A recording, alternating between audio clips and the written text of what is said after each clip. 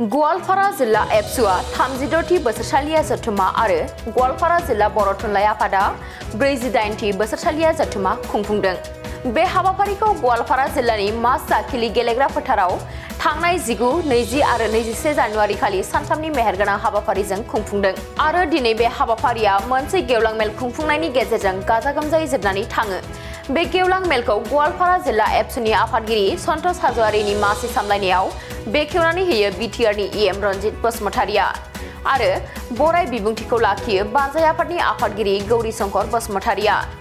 मख'नो गोनांदि बे हाबाफारियावनो गाहाय आलासि महरै बाहागो लादों मिरु एबसुनि आफादगिरि दिपेन बर'आ आरो थांखिजानाय आलासि महरै बाहागो लायो दुधनै बियाबनि एमएलए जादब सरगयारिजों लोगोसे बिकेडब्लिउएसनि लेङाइ गाहाय मावफुं सोद्रोमा रमिय पि नार्जारिया।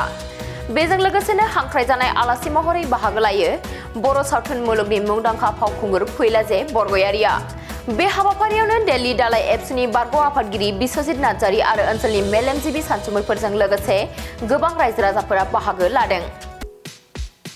क'क्राझार सहरनि गोजोनफुरि गांजेमा बाजारनि उल्था फारसे थानाय आइ-आफा बिएम इनस्टिट्युट अफ पारामेडिक्स सोलोंसालियाव 2025-26 बोसोरनि थाखाय पारामेडिकेल कर्सफोरनि गोदान मुं थिसननाया सोलिगासिनो दङ।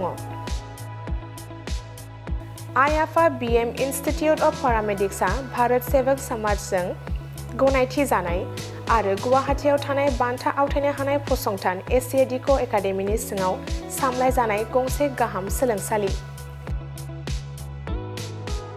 आइ-आफा बिएम इनस्टिट्युट अफ पारामेडिक्स सोलोंसालियाव नोंथाङा BSS diploma in medical laboratory technology, BSS diploma in operation theatre technology, BSS diploma in first aid and patient care, X-ray and imaging technology बायदि आयदाफोरनि सायाव नोंथाङा सोलोंथाय लानो हागोन।